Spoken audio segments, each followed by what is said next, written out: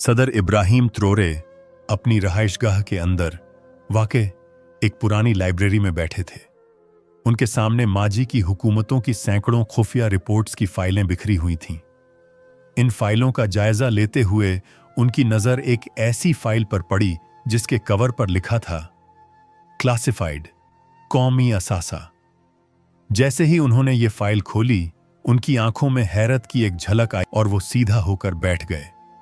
Reports साफ बता रही थीं कि बुर्कीना फासो की साबिका हुकूमत के कुछ अहम अफराद ने गद्दारी करते हुए मुल्क के कौमी खजाने से 200 अरब डॉलर मालियत का सोना चुपचाप रूस मुंतकिल कर दिया था। ये सोना सिर्फ दौलत नहीं था, ये मुल्क की खुद मुख्तारी और अवाम की अमानत था। इब्राहिम त्रोरे के हाथ कांपने लगे। ये किसने किया, कब किया और किसके कहने पर? इनके जहन में सवालात तूफान की तरह घूमने लगे। उन्होंने फौरन कौमी इंटेलिजेंस एजेंसी को तलब किया और तहकीकात का आगाज करवाया। इब्तिदाई छानबीन में जो हकीकात सामने आए वो और भी ज्यादा होलनाक थे। ये सब किसी बैनुल अक़वामी साजिश का हिस्सा लगता था, जिसमें सिर्फ साबिका सरकारी अहलकार ही नहीं बल्कि बैरूनी एजेंसियां भी शामिल थीं। इब्राहिम त्रोरे ने फौरन सोने की कानों पर तायनात तमाम पुराने अफसरों को मुअत्तल करके गिरफ्तार कर लिया और नई टीम मुंतखब की। दौरान तहकीक इस साजिश का मरकज रूस का एक मज़ाफ़ाती इलाका साबित हुआ, जहां एक पुरानी और खुफिया सुरंग में वो सोना छुपाया गया था। हैरत की बात यह थी कि खुद रूसी हुकूमत को भी इस खजाने की मौजूदगी का इल्म नहीं था। सदर इब्राहिम ने फौरन रूसी सदर से राब्ता किया। फोन कॉल एक संजीदा और पुरअसर खामोशी में हुई। यह सोना हमारी कौम की इज्जत है, इसे वापस किया जाए। रूसी सदर ने बिला झिझक जवाब दिया, अगर यह वाकई आपकी कौम की अमानत है तो हम इसे फौरन वापस करेंगे। दोनों रहनुमाओं ने इस मिशन को मुकम्मल राजदारी में अंजाम देने पर इत्तिफाक किया, लेकिन उन्हें इस बात का इल्म न था कि दुनिया की सबसे खतरनाक एजेंसी मोसाद उनकी हर हरकत पर नजर रखे बैठी है। मोसाद के खुफिया सैटेलाइट्स और जमीनी एजेंट्स बराबर बुर्कीना फासो और रूस के दरमियान हर राब्ते को मॉनिटर कर रहे थे। एक मुकर्रर मुकाम पर एक मोसाद एजेंट ने रिपोर्ट दी, बुर्कीना फासो और रूस के दरमियान कोई बड़ा खजाना मुंतकिल होने वाला है। इसराइल के आला ओहदेदारों ने फौरन एक हंगामी मीटिंग बुलाई। उनके लिए यह एक सुनहरा मौका था कि वो न सिर्फ सोना छीन सकते थे बल्कि बुर्कीना फासो को दुनिया के सामने दहशतगर्द भी साबित कर सकते थे। इधर इब्राहिम त्रोरे को खतरे की बू आने लगी थी। उन्होंने रूसी हुक्काम से मजीद एहतियात बरतने की दरख्वास्त की, लेकिन वक्त कम था और फैसला बड़ा। अगर यह सोना वापस ना था तो यह सिर्फ दौलत का नुकसान न होता बल्कि एक पूरी कौम की उम्मीद, एतमाद और खुददारी मिट्टी में मिल जाती। सदर इब्राहिम ने अगले दिन कौमी खिताब में सोने का सीधा जिक्र कहा, लेकिन एक ऐसा जुमला कहा जिसने हर समय को चौंका दिया, अगर कोई दुश्मन हमारी दौलत को लूटने की कोशिश करेगा तो हम उसका दिल छलनी कर देंगे। उसी लम्हे खुफिया मिशन की रवाना होने की तैयारियां शुरू हो चुकी थीं। रूस में वो कार्गो जहाज तैयार किया जा रहा था जो बरसों बाद एक कौम को उसकी इज्जत वापस लौटाने वाला था। मगर मोसाद पहले से तैयार थी और अब यह सोना सिर्फ खजाना नहीं रहा था बल्कि एक जंग का मैदान बन चुका था। मास्को की ठंडी हवाएं जब उस वीरान सनाती इलाके से गुजरती थीं तो एक अजीब सी सनसानी फैल जाती थी। यह इलाका सोवियत दौर के पुराने खुफिया गोदामों और तजुर्बगाहों का मरकज था, जहां आम शहरी का दाखिल होना मना था। रूसी स्पेशल यूनिट्स की क़यादत में एक खामोश ऑपरेशन शुरू हो चुका था।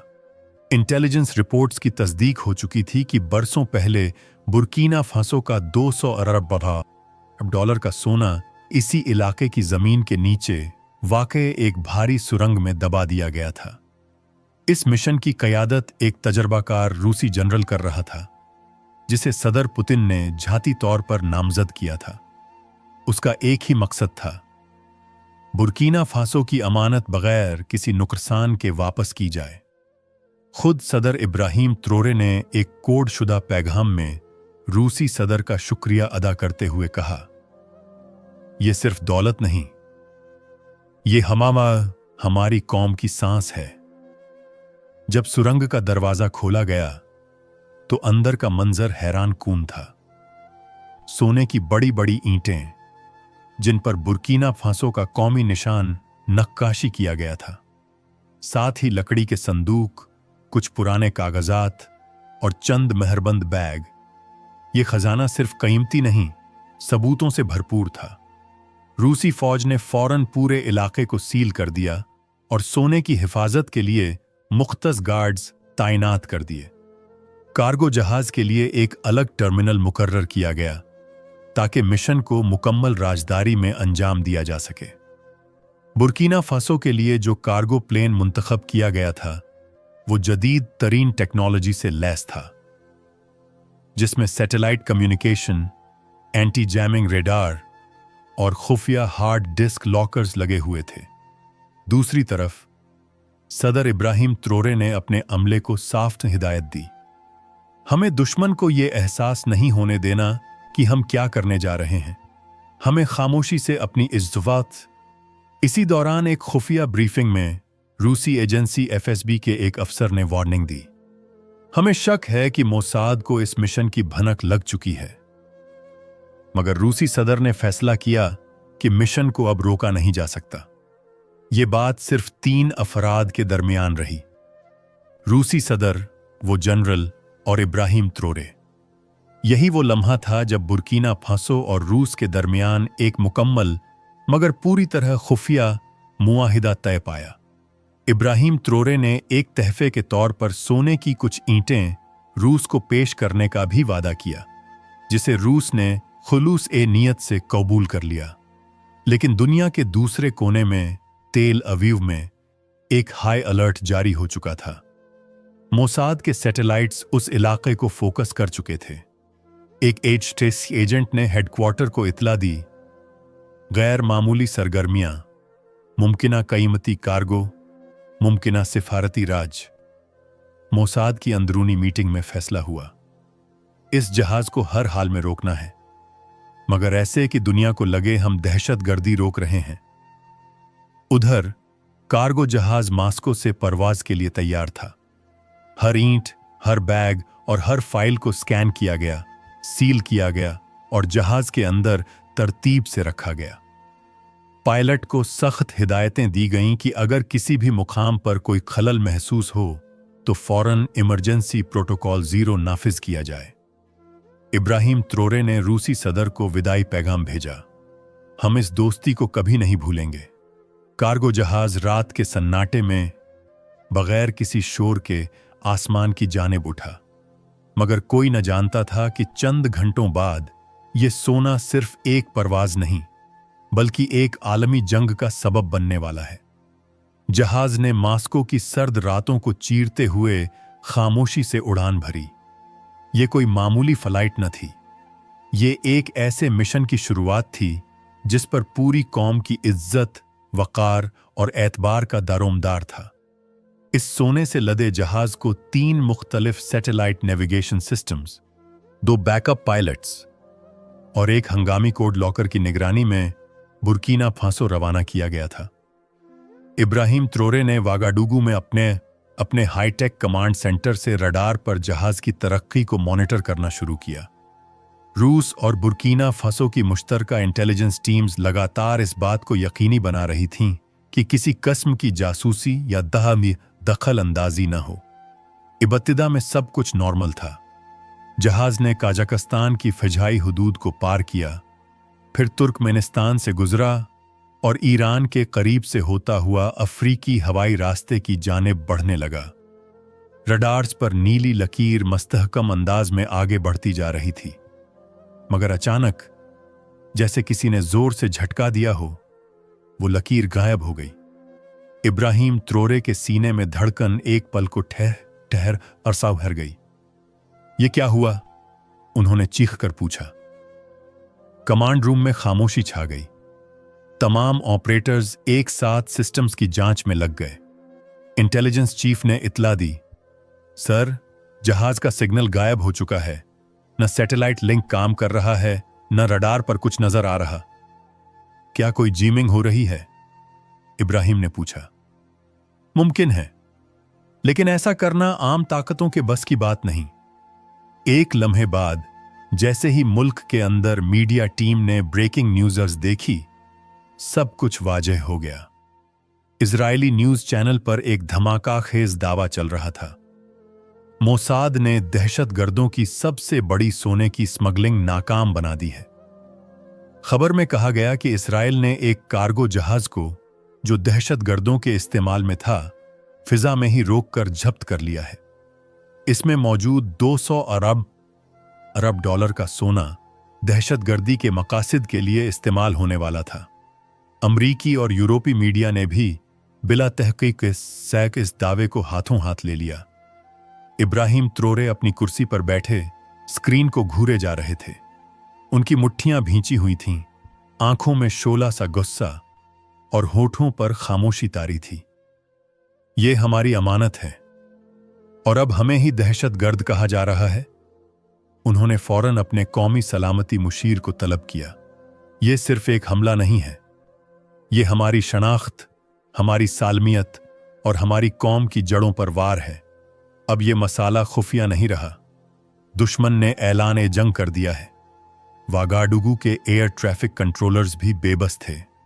न कोई सिग्नल, न कोई साउंड मैसेज, न कोई निशान।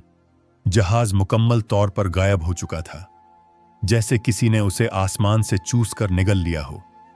इसी लम्हे खुफिया एजेंसी के एक सीनियर अफसर ने इब्राहिम त्रोरे को इत्तला दी, हमारी टीम को यकीन है यह काम सिर्फ और सिर्फ मोसाद कर सकती है। उन्होंने जहाज को इलेक्ट्रोमैग्नेटिक पल्स के जरिए गैर फाल करके अगवा कर लिया है। इब्राहिम त्रोरे के चेहरे पर अब सिर्फ गुस्सा नहीं था, बल्कि इंतकाम की रोशनी साफ झलक रही थी। उन्होंने ब्रीफिंग खत्म करते हुए सिर्फ इतना कहा, अब दुश्मन को वो जख्म देंगे जो दुनिया को याद रहेगा। अगर वो समझते हैं कि हम छोटा मुल्क हैं, तो हम उन्हें बताएंगे कि छोटा मुल्क भी आसमान गिरा सकता है। मशावरती कमरा सन्नाटे में डूबा हुआ था। बाहर अंधेरी रात थी, मगर इब्राहिम त्रोरे के अंदर तूफान जाग चुका था। 2 दिन गुजर चुके थे। दुनिया भर में इब्राहिम त्रोरे का नाम दहशतगर्दों के खुफिया सरपरस्त के तौर पर उछाला जा रहा था। इजरायली मीडिया ने दावा किया कि मोसाद ने एक खुफिया मिशन में कामयाबी हासिल करते हुए ऐसा कार्गो जहाज रोका है जो मुबैना तौर पर बुर्किना फासो के नाम पर दहशतगर्दों के लिए सोना मुंतकिल कर रहा था। अमरीकी न्यूज नेटवर्क्स ने बाकायदा स्पेशल प्रोग्राम्स में इब्राहिम त्रोरे को इलाके का नया खतरा करार दे दिया, मगर इब्राहिम खामोश था। उसे मालूम था मीडिया की जबान उस वक्त बदलती है जब हकीकत के चेहरे से पर्दा हटाया जाए। कुछ जाओ। तीसरे दिन दोपहर को इसराइल ने दुनिया के सामने एक खुशकुन ऐलान किया। उन्होंने दावा किया कि वो एक नया कार्गो जहाज बुर्किना फासो को वापस भेज रहे हैं और साथ ही एक हल्की सी माजरत का लहजा अपनाया, जैसे कोई फन ही गलती हो गई हो। खबर में कहा गया, हमें बाद में मालूम हुआ कि जहाज बुर्किना फासो का था और हम उसे एहतिरामन वापस भेज रहे हैं। जब यह खबर वागाडुगु एयरपोर्ट तक पहुंची तो इब्राहिम त्रोरे ने फौरन कहा, खुद जाऊंगा। अब यह मामला मेरी मौजूदगी के बगैर हल नहीं हो सकता। सिक्योरिटी सरबराह, खौफशियाबा और एविएशन अथॉरिटी के आला अफसरान उनके साथ रवाना हुए। एयरपोर्ट पर तमाम टीवी चैनल्स के कैमरे नस्ब थे। अवाम को उम्मीद थी कि उनका खोया हुआ वकार वापस आ रहा है। जैसे ही इस्राएली कार्गो जहाज रनवे पर उतरा, लोग तालियां बजाने लगे। कुछ ने नारे भी लगाए, मगर इब्राहिम त्रोरे अब भी खामोश था। उसे मालूम था दुश्मन कभी इतनी आसानी से माफी नहीं मांगता। जैसे ही जहाज का दरवाजा खुला, फौजी दस्ते ने तफ्तीश शुरू की। जहाज के अंदर दाखिल होते ही पहले अफसर ने फिजा में मैं कैसे अजीब सी खालीपन की बू महसूस की। न कोई अमला, न पायलट, न सोना, न कोई दस्तावेज। सिक्योरिटी चीफ दौड़ता हुआ वापस आया। सर, जहाज खाली है। इब्राहिम त्रोरे ने खुद कदम उठाया और जहाज के अंदर दाखिल हुए। अंदर का मंजर एक मजाक से कम न था। कुछ जाली डिब्बे, कुछ नकली बैग और एक नोट। यह आलामती माजरत है। इब्राहिम त्रोरे की आंखों में एक सुर्ख चमक उभरी। तो यह है तुम्हारी दोस्ती? उन्होंने गुस्से से दांत पीसते हुए कहा। कैमरे ऑन थे और सदर ने फौरन फैसला किया कि अब दुनिया को हकीकत का सामना करवाया जाएगा। यह झूठ है, यह धोखा है, यह सिर्फ बुर्किना फासो नहीं, पूरी दुनिया के छोटे मुल्कों को यह पैगाम दिया जा रहा है कि तुम्हारी अमानत कभी महफूज नहीं। उन्होंने हंगामी तौर पर एक लाइव प्रेस कॉन्फ्रेंस की जिसमें खाली जहाज के मनाजिर दुनिया भर में नशर किए गए। लोग हैरान थे, परेशान और गुस्से में थे। वो सोना जिसे इब्राहिम त्रोरे ने वापस लाने के लिए जान हथेली पर रखी थी, अब भी लापता था। उसी लम्हे उन्होंने एक फैसला किया। अब दुश्मन को जवाब खामोशी से नहीं, बल्कि ऐसी चालाकी से दिया जाएगा कि वो अपनी ही साजिश के जाल में फंस जाए। उन्होंने फोन उठाया और सिर्फ एक नंबर मिलाया। तुम्हारी महारत की मुझे एक बार फिर जरूरत है। दूसरी तरफ से हल्की सी हंसी सुनाई दी। क्या इस बार इजराइल का दिमाग ही निकाल देना है? इब्राहिम त्रोरे ने संजीदगी से कहा।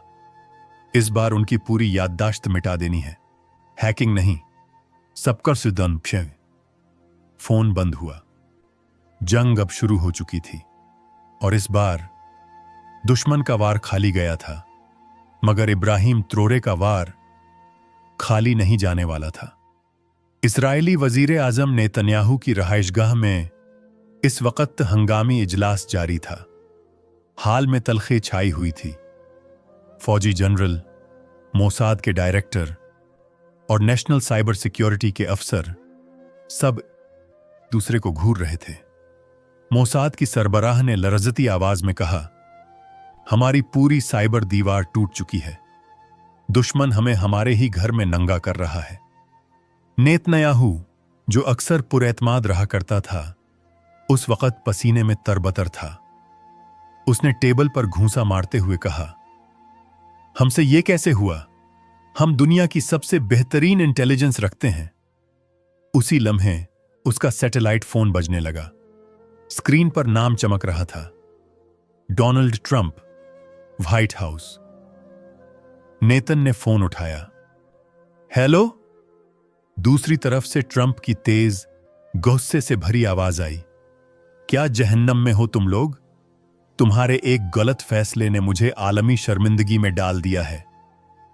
ट्रंप का गुस्सा बेकाबू था।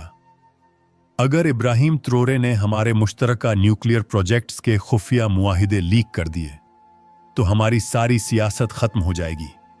तुमने किससे पंगा लिया है? यह कोई आम अफ्रीकी लीडर नहीं, यह सिम इंसान नहीं और मुकम्मल जंगी दिमाग है।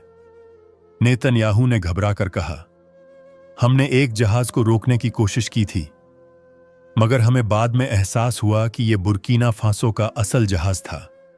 अब हम माजरत के साथ उसे वापस भेज रहे हैं। वापस? ट्रंप की आवाज अब दब चुकी थी, मगर जैसा जहर से भरी हुई।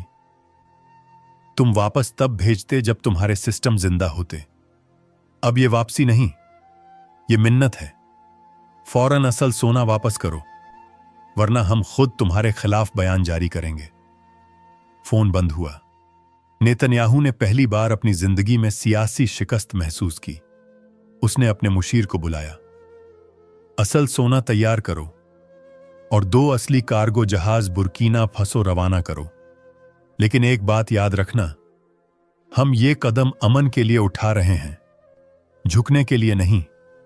मुशीर ने सर हिलाया, मगर दिल ही दिल में जानता था, ये अमन नहीं, मुकम्मल शिकस्त है। उधर वागाडुगू में इब्राहिम त्रोरे को इत्ला दी गई कि इसराइल 2 असली कार्गो जहाज रवाना कर रहा है जिनमें असल सोना मौजूद है। मगर इब्राहिम त्रोरे मुस्कुराए नहीं, बल्कि संजीदगी से बोले, याद रखो, जब तक वो जहाज यहां लैंड नहीं करते, हमारा हैकिंग सिस्टम बहाल नहीं होगा। उन्होंने अपनी टीम को हिदायत दी, सैटेलाइट्स पर मुकम्मल नजर रखी जाए। अगर कोई चालाकी की गई तो जो बाकी है वो भी मिटा दिया जाएगा। इसी दौरान इस्राएली मीडिया पर जबरदस्ती एक वीडियो नशर की गई। वीडियो में इब्राहिम त्रोरे का पैगाम गूंज रहा था, हम तुमसे जंग नहीं चाहते, मगर तुमने हमें मजबूर किया। तुमने हमारी अमानत छीनी, हमें दहशतगर्द कहा और दुनिया को हमारे खिलाफ किया।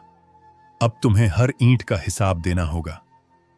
यह वीडियो दुनिया भर में वायरल हो गई। फ्रांस, जर्मनी, तुर्की और ब्राजील के सहाफियों ने खुलकर इसराइल के झूठे दावों पर सवाल उठाए।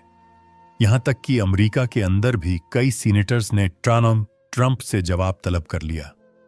नेतन्याहू, जिसकी सियासत कुव्वत और घमंड पर कायम थी, अब एक खामोश माजरत खवाह बन चुका था। हर लम्हा उसे इस बात का डर था कि कहीं अगला कदम उसे दुनिया के सामने बेपर्दा न कर दे। बिलाखिर इजराइल ने बाकायदा सफारती चैनल के जरिए माफीनामा बुर्किना फासो के सदर को भेजा। इसमें लिखा था, हमें अपने इकदामात पर अफसोस है। हम समझते हैं कि ये आपका कौमी खजाना है और हुमा इसे आपको वापस कर रहे हैं। मगर इब्राहिम त्रोरे के लिए यह काफी नहीं था। उन्होंने ईसा से कहा, जैसे वो जाली जहाज लेकर आए थे, मुझे यकीन है कि अब भी धोखा मुमकिन है। जब तक जहाज यहां नहीं हुआ, हम कोई यकीन नहीं करेंगे। और यूं सोने की असल वापसी का अमल तो शुरू हो गया, मगर अब पूरी दुनिया की नजरें इस पर टिकी थीं कि क्या वाकई दुश्मन ने सच बोला है या कोई नई साजिश आने वाली है। वागाडुगू एयरपोर्ट पर हलचल मची हुई थी। सदारती सिक्योरिटी फोर्सेस मुकम्मल तौर पर मुतहर्रिक थीं। एयर ट्रैफिक कंट्रोल की रडार स्क्रीन पर 2 बड़े कार्गो जहाज नमूदार हो चुके थे। वही जहाज असल सोना वापस करने के लिए रवाना किए थे।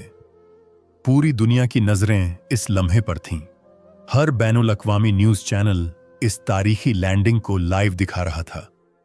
इब्राहिम त्रोरे इस बार खामोश नहीं बैठे। उन्होंने खुद सिक्योरिटी टीम के साथ एयरपोर्ट पर मौजूद रहने का फैसला किया।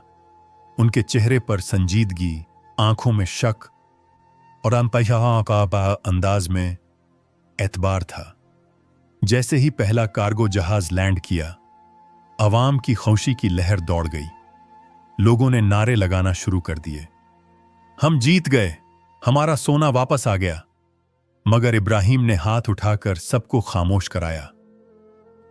फतह तब तक मुकम्मल नहीं जब तक यकीन न हो जाए कि यह वही खजाना है जो हमारी कौम की अमानत था।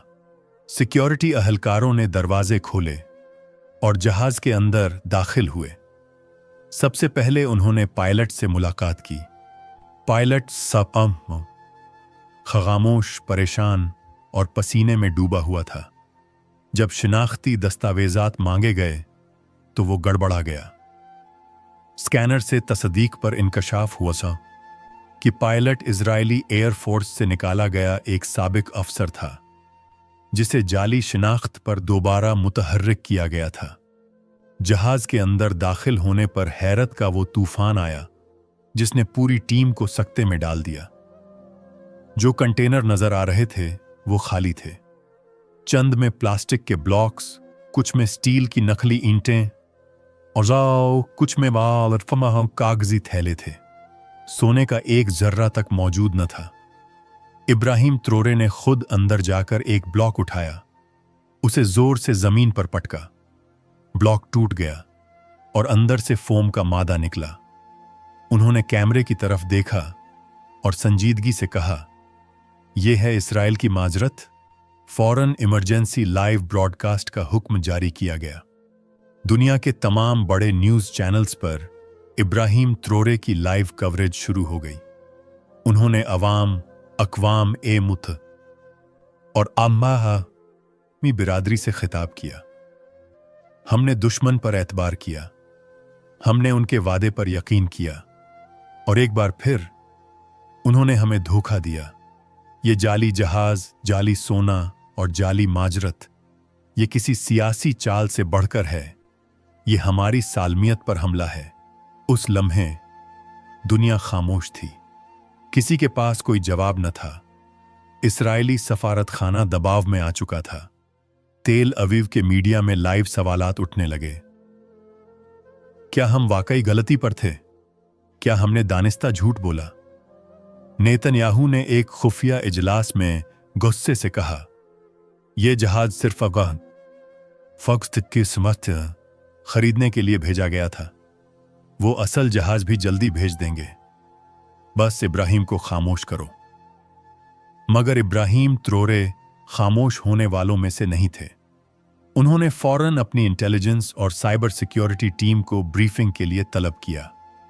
कमरे में दाखिल होते हैं पहा उन्होंने एस से कहा, यह अब जंग है और अब मैं नहीं रुकूंगा। उनके करीब खड़ा ईसा, वही साबिक मोसाद हैकर, आहिस्ता से बोला, सर आप इजाजत दें तो अगला मरहला अभी शुरू कर दूं? इब्राहिम त्रोरे ने एक कागज ईसा की तरफ बढ़ाया जिस पर लिखा था, ऑन प्रेशन जीरो एतमाद। ईसा मुस्कुराया। अब इजराइल को हमसे नहीं, अपने सिस्टम से डरना होगा। कमरे की रोशनी मध्यम हो गई, स्क्रीनें रोशन हो गईं और एक नया दौर शुरू हुआ। वो दौर जिसमें दुश्मन के झूठ के मुकाबले में सिर्फ सच नहीं बल्कि सच के साथ टेक्नोलॉजी भी खड़ी थी। रात के 3 बजे का वक्त था। सदारती महल के खुफिया कमांड रूम में रोशन स्क्रीनें और हल्की झिलमिलाहट के सिवा हर तरफ सन्नाटा था, फनपा था। ईसा, वही मोसाद से टूटा हुआ मगर इंसाफ से जुड़ा हुआ हैकर, इब्राहिम त्रोरे के सामने बैठा था और उसके चेहरे पर एक अजीब सा इत्मीनान था। तैयार हो?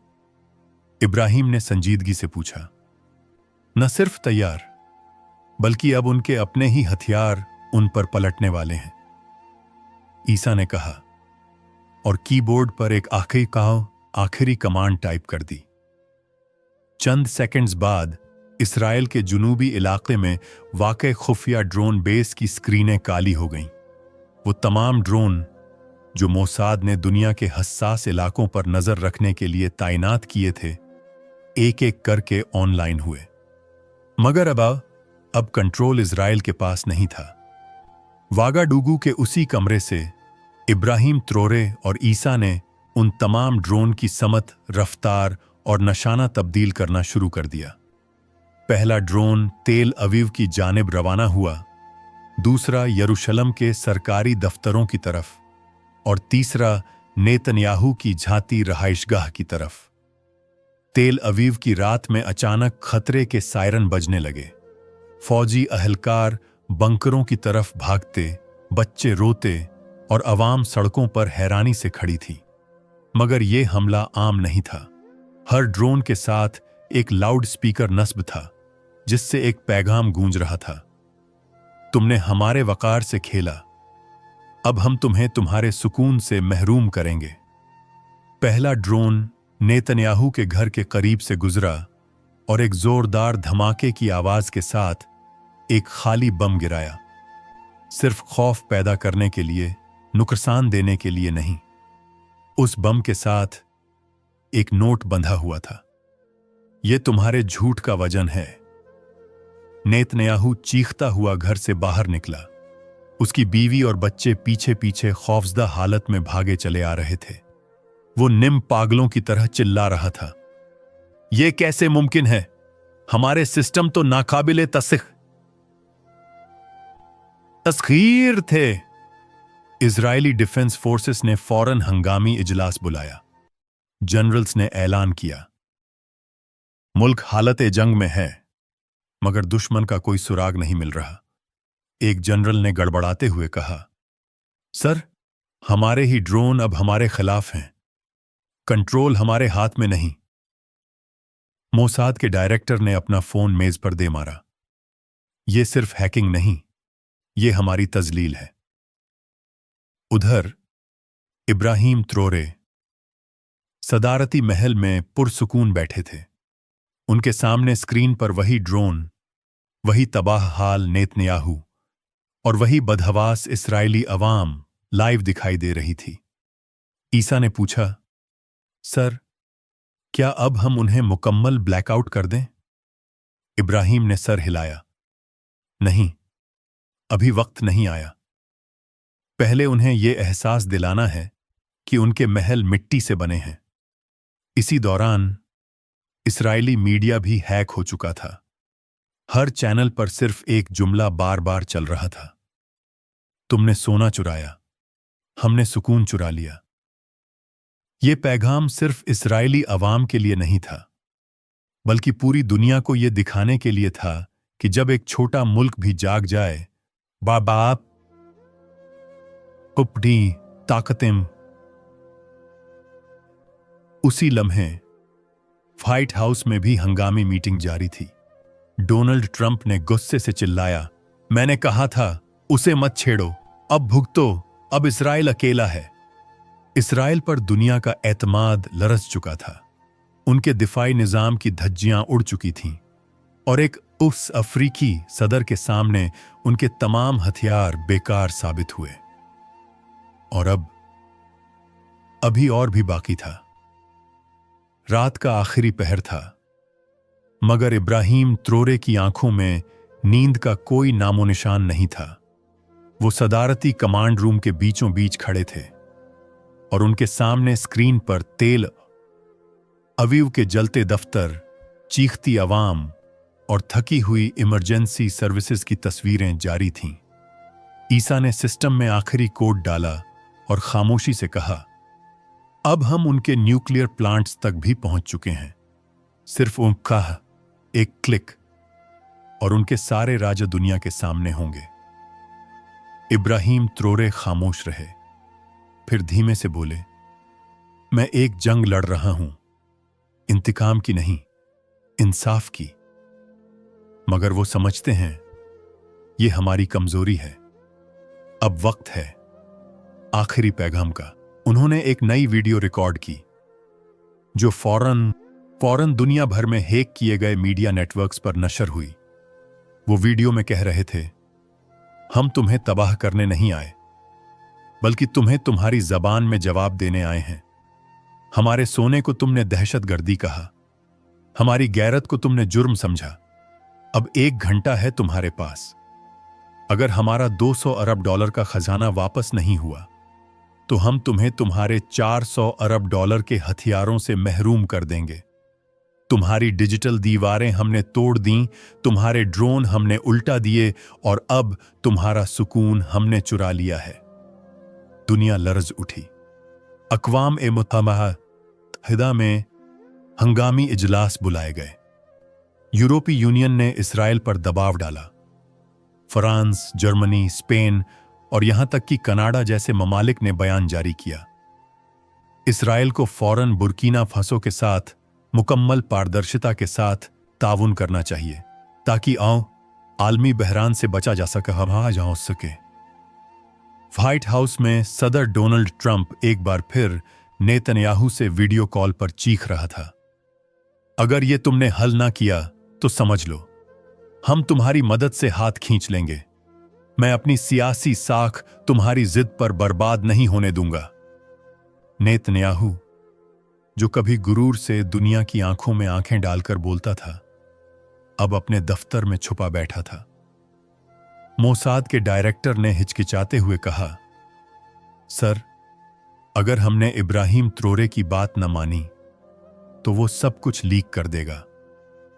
नेतन्याहू ने दांत पीसते हुए कहा, भेज दो, सोना भी भेज दो और माफी भी, बस ये तबाही रुके। अब एक खुफिया पैगाम वागाडुगु भेजा गया। हम असल कार्गो वापस कर रहे हैं, मुकम्मल सिक्योरिटी के साथ। हम तस्लीम करते हैं कि गलती हुई। हम उम्मीद करते हैं कि आप आलमी अमन को मुकद्दम रखेंगे। इब्राहिम त्रोरे ने मुस्कुराकर ईसा की तरफ देखा और कहा, अब हम ये खेल बंद करेंगे, लेकिन सबका वो कभी नहीं भूलेंगे। उन्होंने तमाम हैक किए गए नेटवर्क्स को धीरे धीरे बहाल करने का हुक्म दिया, मगर इस्राएली सिस्टम्स की निगरानी जारी रखने का इशारा भी दे दिया। उस वक्त दुनिया ने एक अनोखा मंजर देखा। एक छोटे अफ्रीकी मुल्क के सदर ने बम चलाए, बिना किसी लड़ाकू जहाज के, सिर्फ टेक्नोलॉजी, अक्लमंदी और गैरत के बल पर दुनिया की सबसे खतरनाक एजेंसी को घुटनों पर ला खड़ा किया। सोशल मीडिया पर हैशटैग्स ट्रेंड करने लगे। Rahim the lion, justice for Burkina Faso नाजा, डिजिटल रेवोल्यूशन। और तेल अवीव के न्यूज रूम में एक एंकर ने खामोशी से कहा, आज इजराइल ने हथियार नहीं, गुरूर हारा है।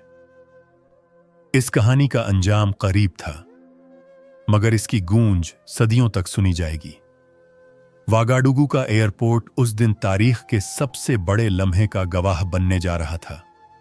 फजा में एक अजीब सी खामोशी थी, जैसे पूरी कायनात सांस रोककर इंतजार कर रही हो। सदारती महल से लेकर आम घरों तक हर स्क्रीन पर लाइव ट्रांसमिशन जारी थी। कौम की आंखों में ख्वाब, दिलों में दुआ, और इब्राहिम त्रोरे के चेहरे पर वही बेपनाह सुकून था। एयर ट्रैफिक कंट्रोल ने रेडियो पर ऐलान किया, सोने से लदे दोनों कार्गो जहाज बुर्किना फसो की फिजाई हुदूद में दाखिल हो चुके हैं। इस खबर के आते ही पूरे मुल्क में नारे गूंज उठे, मगर इब्राहिम त्रोरे अब भी खामोश और पुरसुकून खड़े थे। उनके लिए यह सिर्फ खजाने की वापसी नहीं, बल्कि एक पूरी नस्ल की खुददारी की बहाली थी। उन्होंने कमांड रूम से निकलकर सीधा रनवे पर जाने का फैसला किया, जहां वो खुद अपनी कौम की अमानत कबूल करना चाहते थे। पहला जहाज उतरा, फिर दूसरा। दोनों की हिफाजत के लिए रूसी और बुर्किनाबी स्पेशल फोर्सेस साथ थीं। जैसे ही दरवाजे खुले, सिक्योरिटी टीम अंदर दाखिल हुई और हर कंटेनर की तलाशी ली गई। हर कंटेनर में वही सोना था जिस पर बुर्किना फासो की कौमी मोहर लगी हुई थी। खालिस, चमकता हुआ वो तारीखी खजाना जो एक बार छीनने की कोशिश की गई थी, अब पूरी इज्जत और हिफाजत के साथ वापस आ चुका था। इब्राहिम त्रोरे ने अपने हाथ से एक ईंट उठाई, उसे मुट्ठी में भींचा और आसमान की तरफ देखा। उनकी आंखों में नमी थी, मगर लबों पर शुक्र का कलमा। यह सिर्फ सोना नहीं, यह मेरी कौम का हक है, और आज ये हक पुष्कहा वापस मिला है। उन्होंने अपनी तकरीर में कहा, यह हमारी जंग नहीं थी, यह हमारी गैरत की हिफाजत का मार्का था। हमने बिना गोली चलाए, बिना खून बहाए दुश्मन के सिस्टम को शिकस्त दी, उसके गुरूर को रेजा रेजा कर दिया। हमने दुनिया को दिखा दिया कि इंसाफ अगर इल्म के साथ हो तो वो सबसे बड़ी ताकत बन जाता है। इसके बाद उन्होंने फौरन हुक्म जारी किए, मुल्क की तमाम सोने की खानों पर फौजी सिक्योरिटी 2 गुनी की जाए, कौमी खजाने को एक खुफिया मुकाम पर मुंतकिल किया जाए, इसराइल के खिलाफ आलमी अदालत में हर्जाने का मुकदमा दायर किया जाए। इस सब के दौरान इसराइली मीडिया में सन्नाटा था। न कोई सफाई, न कोई दलील, बस एक जुमला जो हर चैनल पर चल रहा था, हम हार गए क्योंकि हम झूठ पर खड़े थे। डोनाल्ड ट्रंप ने अपना रद्द-ए-अमल देते हुए कहा, इब्राहिम त्रोरे जैसे लीडर तारीख बदलने की ताकत रखते हैं। सोशल मीडिया पर पूरी दुनिया से पैगामात आ रहे थे। अफ्रीका का superhero, the legend of Ouagadougou, Ibrahim न झुका न बिका, बस लड़ा आ रहा थे और जीत गया। इस फतह के बाद इब्राहिम त्रोरे ने एक नया मंसूबा शुरू किया, डिजिटल अफ्रीकी दिफाई इत्तिहाद। जिसका मकसद था कि कोई अफ्रीकी मुल्क दोबारा किसी आलमी साजिश का शिकार न हो। 1 साल बाद उसी दिन को यौम वकार कौमी खजाना करार दिया गया। बच्चों को स्कूलों में सिखाया गया कि सिर्फ फौजी नहीं, अक्ली जंग भी उतनी ही अहम होती है। उस दिन जब सूरज गुरूब हुआ, इब्राहिम त्रोरे तन्हा सदारती बालकनी में खड़े थे। उनके करीब ईसा आया और हल्के से मुस्कुराया। सर, हमने ये कर दिखाया। इब्राहिम ने आसमान की तरफ देखा और आहिस्ता से कहा, यह बस शुरुआत है। अभी दुनिया को सच की ताकत से और बहुत कुछ सीखना बाकी है। और यूं बुर्किना फासो का सोना तो वापस आ गया, मगर उसके साथ एक नई तारीख भी लिख दी गई, जहां एक कुशाह, एक शख्स एक कौम की आवाज बनकर पूरी दुनिया को झंझोड़ गया।